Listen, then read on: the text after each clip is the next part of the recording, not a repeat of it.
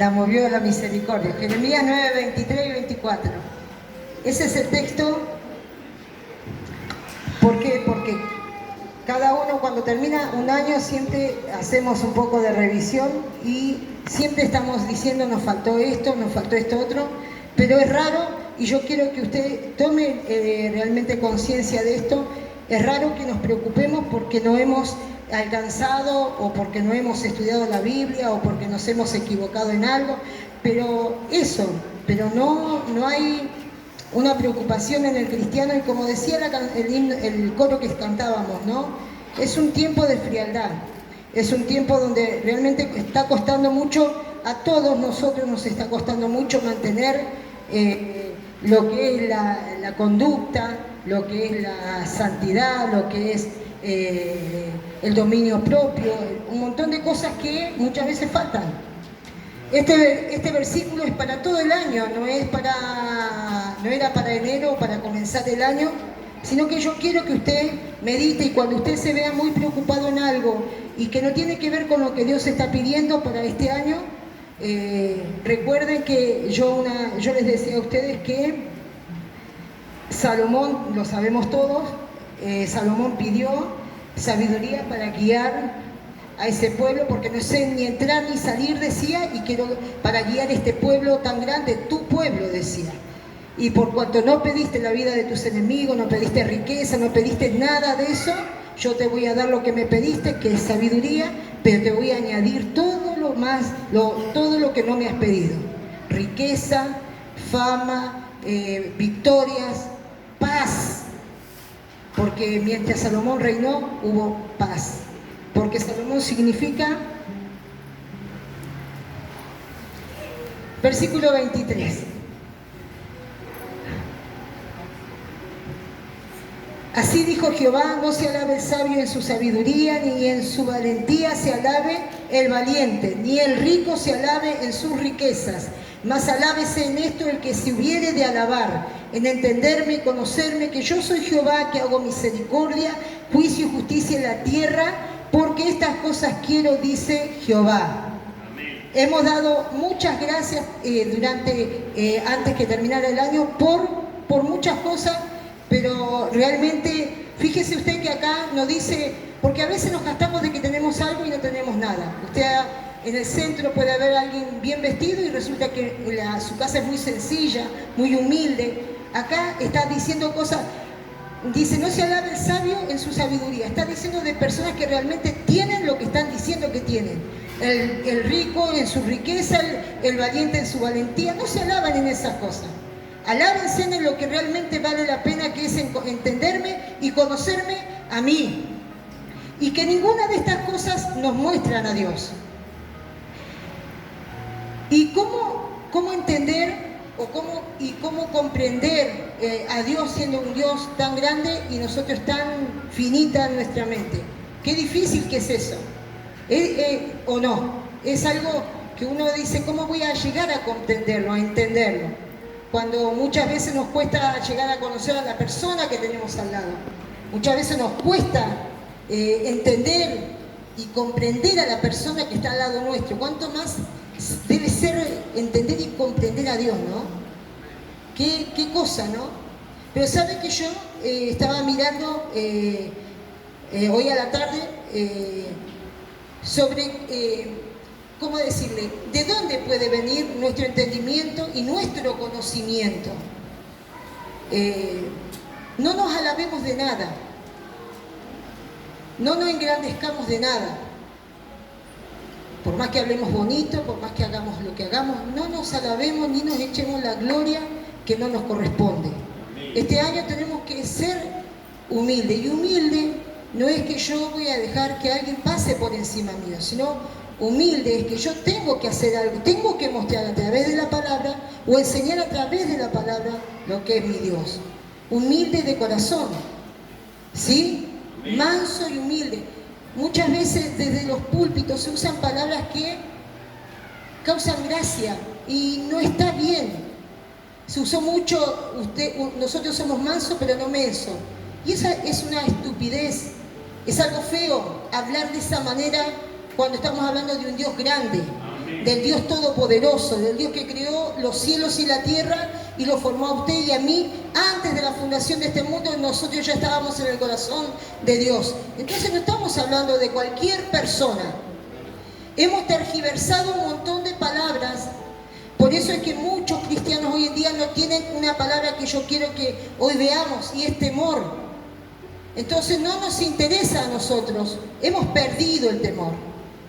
Y el temor, todo lo definimos de dos maneras, con dos palabras. ¿Temor qué es? Díganlo si lo saben. Los hermanos, están de visita ustedes, ¿no es cierto? Son de 28. Ellos son de 28 de allá, bien lejos. Es el matrimonio con la camisa, la remera rayada, y la esposa es la que está, ¿sí? Entonces, pero todos ustedes son del Buen Sembrador. Algunos vienen de visita, ¿sí? Como mi hermana Dalina, pero era del Buen Sembrador. Entonces, ¿saben cómo hablamos nosotros? Acá, temor, ¿qué es temor? Díganlo. Digan, el que dice no, me va a decir qué significa. ¿Temor qué significa? El temor de Dios.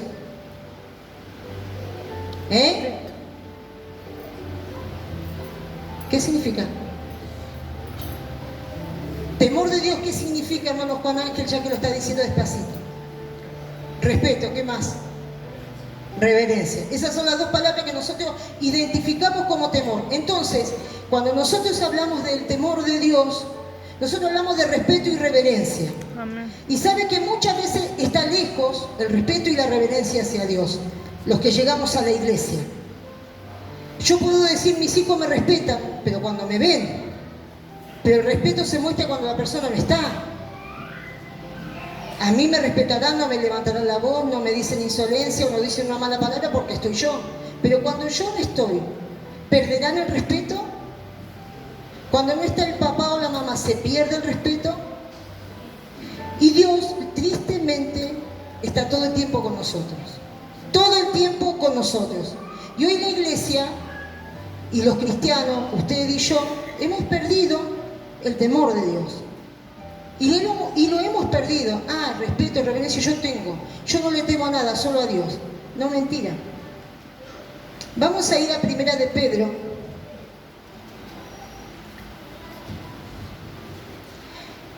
Y si usted vino hoy a la casa del Señor es porque quiere recibir palabra de Dios. Entonces, si queremos recibir palabra de Dios, dice que el principio de la sabiduría. Entonces, fíjense ustedes que en Salomón Dios vio eso, porque a Dios no lo podemos engañar. El principio de la sabiduría es el temor de Jehová. Entonces, Dios vio en Salomón ese principio, vio el temor, y lo ve el Señor cuando nos mira a nosotros. Pero no solamente significa respeto y reverencia. Primera de Pedro 1, vamos a leer del 17 en adelante. Y si invocáis por Padre a aquel que sin acepción de personas juzga según la obra de cada uno, conducíos en temor todo el tiempo de vuestra peregrinación. Nosotros en esta tierra, nos guste o no, somos peregrinos, estamos de paso, pero todo el tiempo de vida que Él nos dé, tenemos que conducirnos de la manera que Él dice que debemos de hacerlo.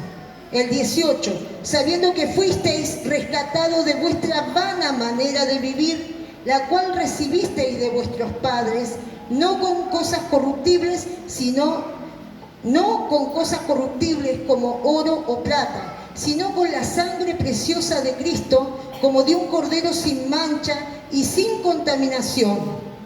Amén.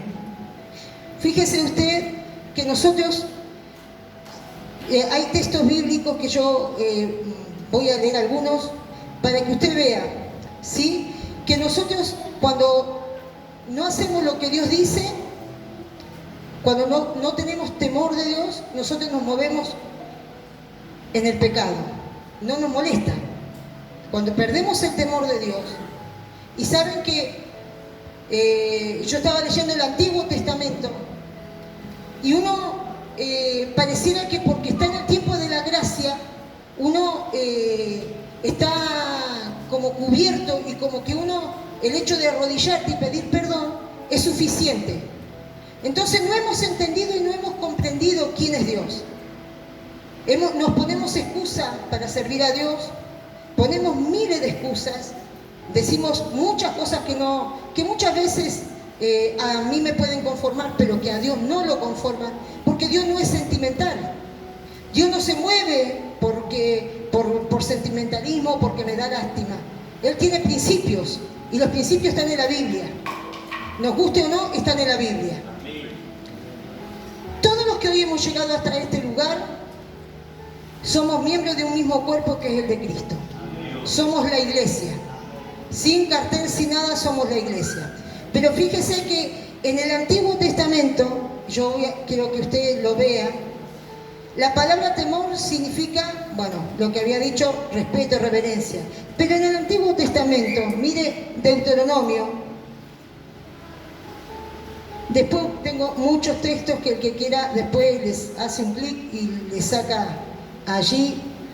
Deuteronomio 10:12 dice: ahora pues, Israel, ¿qué pide Jehová tu Dios de ti?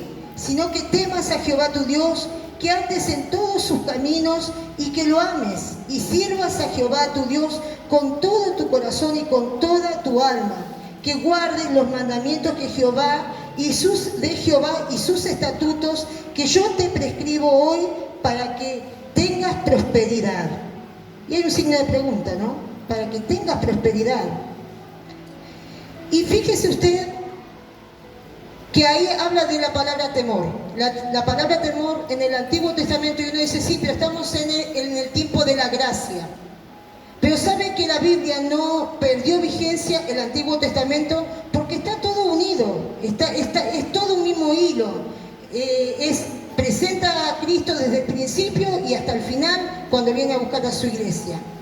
Y dice acá que nosotros tenemos que tener, lo voy a leer como está: ahora pues, Israel, ¿qué pide Jehová tu Dios de ti? Sino que temas a Jehová tu Dios, que andes en todos sus caminos y que lo ames y sirvas a Jehová tu Dios con todo tu corazón y con toda tu alma, que guardes los mandamientos de Jehová y sus estatutos que yo te prescribo hoy para que tengas prosperidad. Lo que Dios exige. Y esa palabra temor ahí, yo lo noté, es yirá, que significa reverencia, pero también significa que es algo espantoso. Porque a Dios es como que lo hemos hecho algo tan bueno y que no tenemos temor.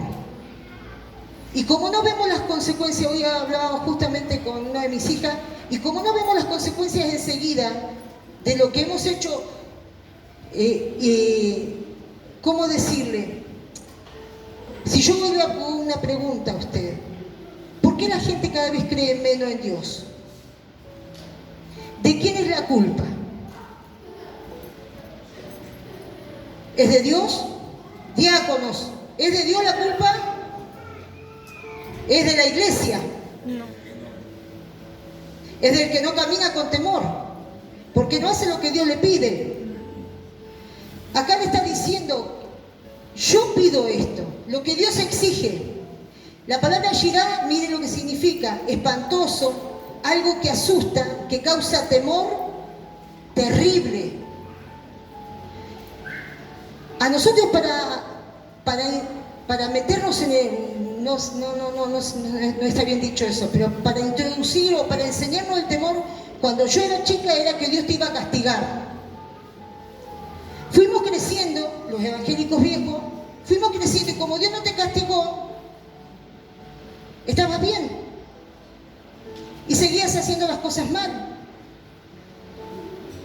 Dígame algunos si no es verdad eso. Como no pasó que me tragó la tierra, que se apague esta luz y estoy mintiendo, y como no se apagó, estoy diciendo la verdad. Por esta luz que me alumbra, y como sigue alumbrando la luz, yo estoy en la verdad. Pero resulta que tener temor reverente de Dios es algo terrible. Nuestro Dios es un Dios grande y temible, pero no es grande y temible para los de afuera. Con los de afuera también, pero con nosotros la iglesia es temible nuestro Dios.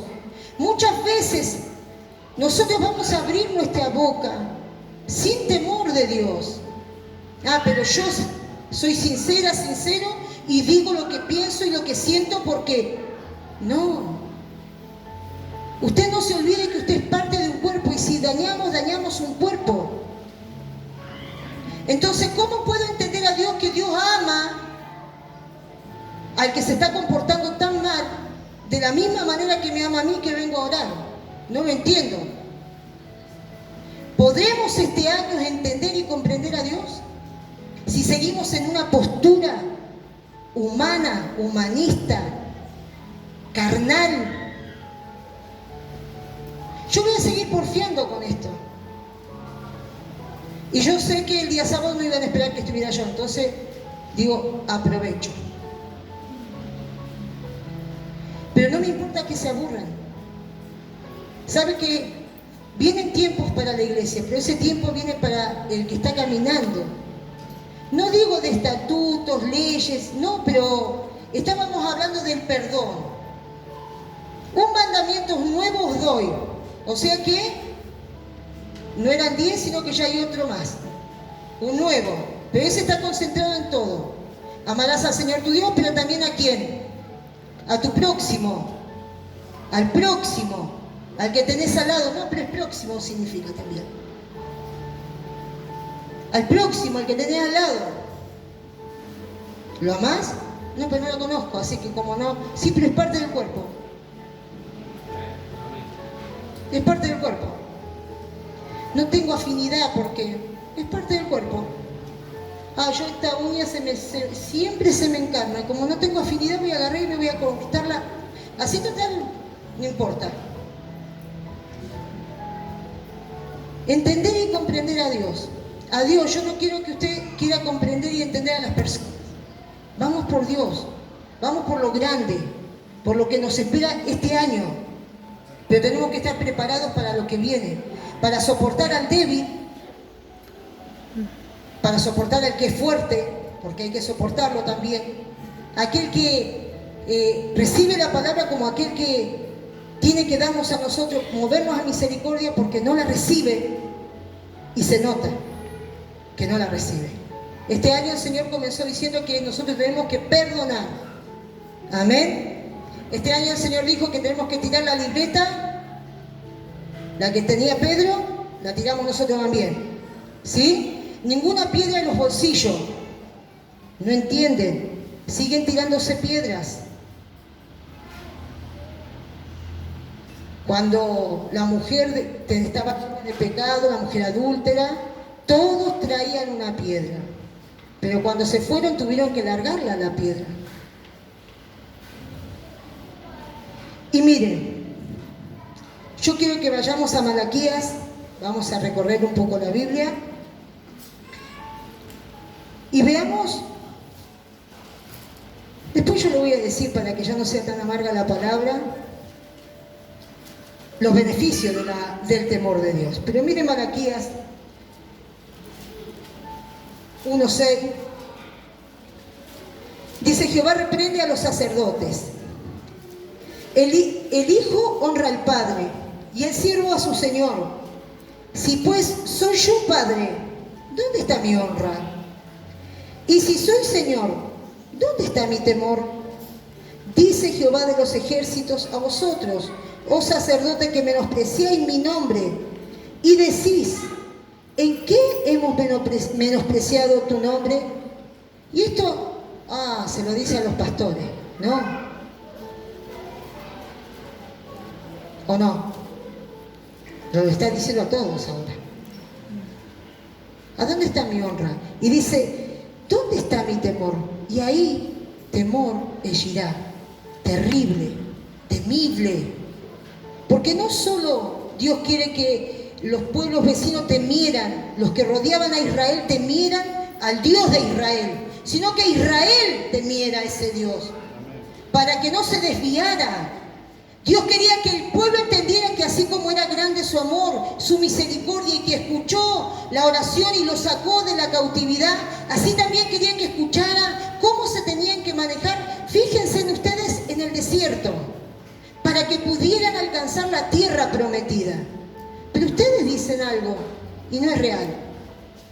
Estoy leyendo lo que dice la Biblia. Entonces, pasa el año y no tenemos temor de equivocarnos. Pecado es errar al blanco. Cuando un lancero, cuando alguien tiraba una flecha y no le daba justo, es errar al blanco. Y le decían pecado. Pecar, pecaste. Pecado es errar al blanco. El que sabe hacer lo bueno y no lo hace, ¿sí o no? Amén. Romanos 14, 23, ¿qué dice?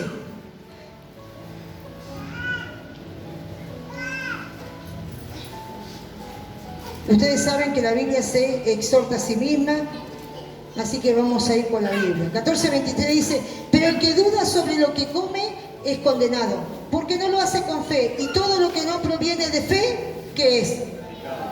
Hoy la palabra le está hablando a usted. ¿Usted duda de la palabra? ¿Usted está dudando de lo que Dios está diciendo? Usted dice, usted está pensando quizás, qué exagerada que es con la palabra. Tanto va a ser que yo me tengo que guardar tanto, que le tengo que tener ahora miedo. Ahora me agregan el miedo.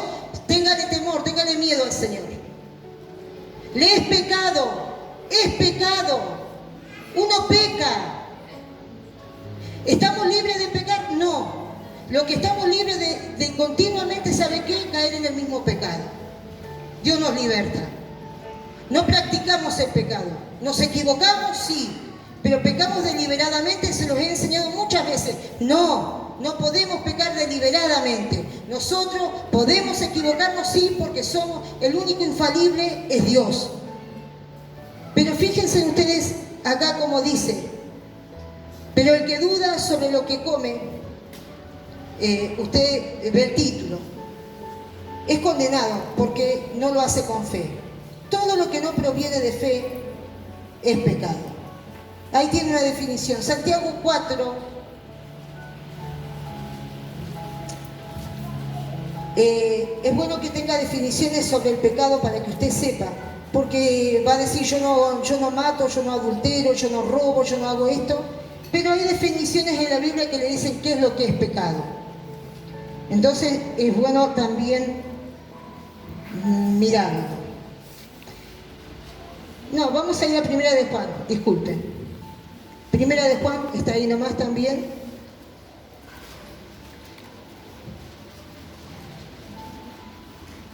Tres, 4.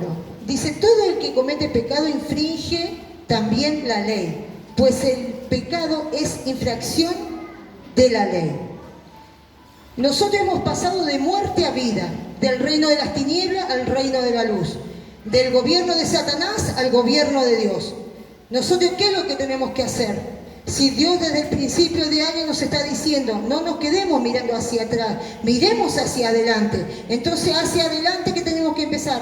¿A recordar lo que hemos vivido o lo que no hicimos? No, tenemos que hacer lo que Dios nos está mandando a hacer ahora. Lo que ya no hicimos, no podemos hacer nada. Ya no lo hicimos.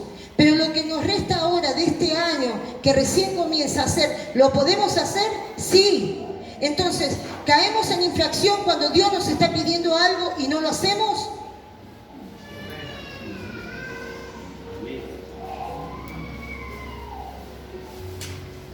Amén. Eso es pecado. Hemos cambiado nuestras conductas porque tenemos que perdonar. Y qué difícil que es, ¿no? Y qué difícil que es. Yo recién les decía a ustedes que el pecado Dios lo perdona. Dios a todos nosotros nos perdona los pecados. Pero cada pecado tiene su consecuencia. Y tenemos que tener cuidado con eso. Yo quiero que la iglesia yo junto con ustedes y ustedes junto conmigo, cada vez suframos menos. Cada vez nos equivoquemos menos para que no suframos. Y si sufrimos, que sea por la causa de Cristo, porque hablan mintiendo, porque hablan mentira, porque hablan engaño. Somos bienaventurados y es grande el galardón que nos espera porque hablan mintiendo, que es lindo, es maravilloso cuando yo al enemigo no le doy letra. Y yo quiero que usted se evite sufrimientos, dolores. Cuando pasamos por cosas que Dios permite porque nos van a hacer bien en sufrimientos, Dios nos va a dar la paz, Dios nos va a dar la salida, el amparo, el resguardo. Pero cuando tenemos que sufrir por consecuencia de nuestro propio pecado, usted va a decir, Dios no me perdonó. Sí, Dios te perdona. Miremos a David. Dios le dio 1 año a David para que se arrepintiera de lo que había hecho. 1 año, porque nació el hijo y murió. Entonces había una consecuencia de ese pecado. Dios le dio un tiempo prudencial para que se arrepienta. No se arrepintió. Y sabe que cuando nosotros creemos que nadie nos ve y hemos pecado, por eso quiero que usted tomemos en peso lo que es Dios, no no sé cómo explicar, pero tenemos que tomar en peso al Dios que estamos sirviendo. Si nosotros no tenemos en peso, no tomamos en peso, los nuevos que están viniendo a la iglesia creen que Dios es como un hombre y una mujer, y no es así. Es grande y temible nuestro Dios, y que no hay cosa que Él no pueda hacer. Lo único que Él no va a hacer en tu vida y en la mía es torcerme mi voluntad. Si yo no le quiero obedecer, no le obedezco. Pero Dios es grande, temible, terrible en esta tierra. Por eso que el enemigo ni siquiera puede acercarse a nosotros. Porque Él es el que ordena, Él es el que manda, Él es el que puso todas las autoridades, Él es el que permitió todo lo que ha sucedido hasta ahora. ¿Por qué si existe Dios? Sí, Dios existe. Y saben, yo quiero que en esta hora usted pueda entender esto. Muchas veces nosotros, cuando Dios nos confronta, la iglesia sabe qué ha hecho. Nosotros, yo, como pastora, cuando alguien cae en pecado, uno trata de restaurar a la persona. Ustedes lo han vivido. Se trata de restaurar a la persona. Pero vamos a ir a 2 de Samuel.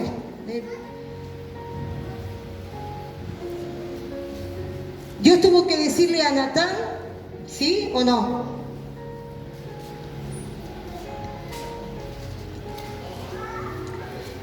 Segunda de Samuel 12, está toda la historia, yo no la voy a leer.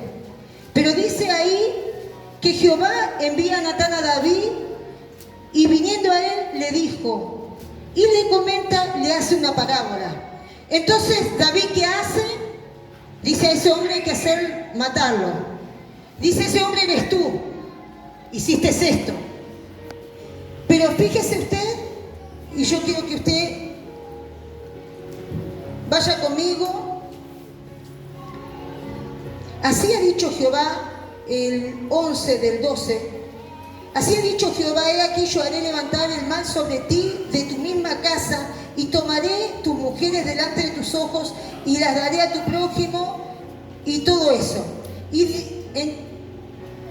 Y el 13. Entonces dijo David a Natán, pequé contra Jehová. Y Natán dijo a David, también Jehová ha remitido tu pecado, no morirá. O sea, lo perdonó. Pero ¿sabe lo que hace Natán acá? Natán dice, pecaste contra Dios. ¿Sabe que cuando nosotros, nuestro pecado, salimos de acá? No somos una iglesia nazarena o nazarea. Pero salimos de acá y salimos a tomar. Tenemos un cumpleaños y tomamos y bailamos. Lo importante es que bailamos música cristiana. Pero bailamos. Salimos de acá, bailamos, tomamos que sucede realmente? Que usted después dice, perdón Señor, porque me sacaste de la bebida, me sacaste del tabaquismo, de las drogas, Señor, y volví a caer, te pido perdón. Pero resulta que nosotros nos preocupamos por restaurar al que cayó, de donde Dios lo había sacado. Pero ¿sabe lo que sucede en el mundo? La gente que está afuera, el nombre de Dios es difamado.